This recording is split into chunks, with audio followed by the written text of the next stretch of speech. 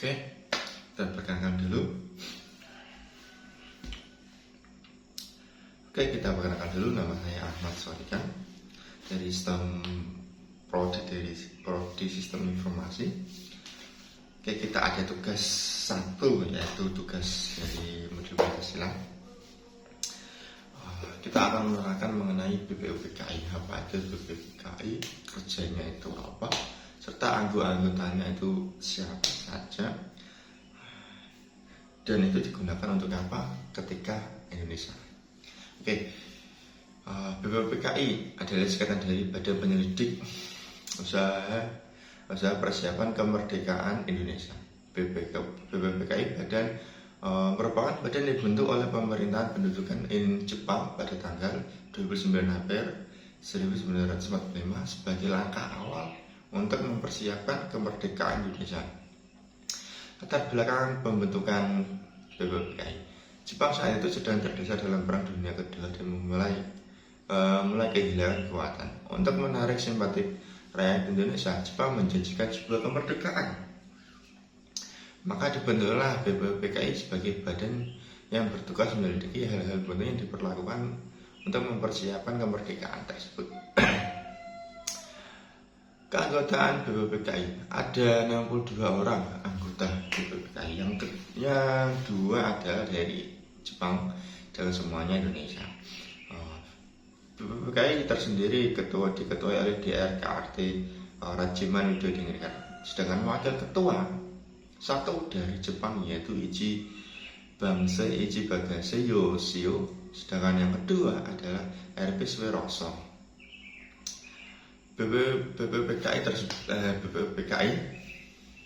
ada 3 rapat untuk mempersiapkan kemerdekaan Indonesia. Tetapi yang terakhir adalah rapat yang secara tidak resmi. Yang pertama sidang pertama BPUPKI pada tanggal 29 Mei 1 Juni 1945 bertempat rapatnya di gedung Chosong Ngiin, yaitu sekarang menjadi gedung Pancasila yang ada di Jakarta. Tujuan sidang pertama yaitu membahas dan merumuskan dasar negara Indonesia merdeka, yaitu dasar filsafat yang akan menjadi landasan bagi Indonesia setelah merdeka. Tokoh-tokoh dan gagasan utama dalam sidang pertama, yang pertama Mr. Muhammad Amin pada tanggal 29 Mei 1945 mengusulkan 5 asas, yaitu 1. Peri kebangsaan, 2. Peri kemanusiaan, 3. Peri ketuhanan, 4. Peri kerakyatan, 5. Peri kesejahteraan rakyat. Ia juga mengusulkan secara tertulis rancangan undang-undang dasar yang mencakup wilayah, bentuk negara, dan kewarganegaraan. Yang kedua, yaitu pada tanggal 31 Mei 1945, yaitu Profesor Dr. Sutomo yang mengusulkan dasar negara berdasarkan paham integralistik, yaitu negara dan rakyat merupakan satu kesatuan yang tidak terpisahkan. 5 dasar yang diusulkan oleh Dr. Sutomo yaitu: pertama, persatuan; 2, kekeluargaan; 3, keseimbangan lahir dan batin; 4, musyawarah; 5, keadilan sosial. Yang terakhir yaitu Insinyur Soekarno 1 Juni 1945 menyampaikan pidato bersejarah memperkenalkan istilah Pancasila sebagai dasar negara. Isi 5 yang diusulkan Soekarno adalah: 1, kebangsaan Indonesia; 2, internasional atau perkemanusiaan; 2, mufakat atau demokrasi; 4, kesejahteraan rakyat, kesejahteraan sosial; 5, ketuhanan yang berkebudayaan. Soekarno juga mengusulkan bahwa kelima sila ini disarikan menjadi Trisila atau sosionalisme, sosiodemokrasi, ketuhanan, dan bahkan Eka Sila gotong royong. Hasil sidang pertama, yaitu yang pertama belum diambil keputusan akhir mengenai dasar negara. Namun hasil gagasan dari sidang yang ini dijadikan bahan pertimbangan untuk sidang berikutnya. Setelah sidang pertama selesai, dibentuklah panitia kecil, yaitu panitia 9 yang bertugas menghasilkan Piagam Jakarta 22 Juni 1945. BPUPKI sendiri akan melaksanakan sidang kedua, yaitu pada tanggal 10 Juli sampai 17 Juli 1945 yang bertempat sama di gedung pertama, yaitu gedung Chow Sang In, sekarang menjadi gedung Pancasila yang ada di Jakarta. Tujuan dari sidang kedua yaitu membahas tantangan Undang-Undang Dasar bagi Indonesia Merdeka, dua menyusun sistem pemerintahan bentuk negara, wilayah, dan kewarganegaraan. Latar belakang setelah sidang pertama dibentuk panitia kecil atau panitia 9 pada 1 Juli 1945, panitia ini merumuskan Piagam Jakarta 22 Juli 1945 yang berisi rancangan pembukaan Undang-Undang 1945 serta dasar negara Pancasila yang versi Piagam Jakarta. Rumusan ini kemudian dijadikan bahan utama untuk dibahas dalam sidang kedua. Hal-hal yang dibahas sidang kedua BPUPKI membahas beberapa hal penting, antara lain rancangan pembukaan undang-undang atau Piagam Jakarta diterima sebagai pembukaan Undang-Undang Dasar 1945. Dua rancangan batang tubuh Undang-Undang Dasar 1945 yang menetapkan bentuk tubuh Republik, sistem pemerintahan presidensial, kedaulatan rakyat yang dipegang oleh MPR, Presiden sebagai kepala negara dan kepala pemerintah. 4. Kelima adalah DPR berperan dalam pembuatan undang-undang.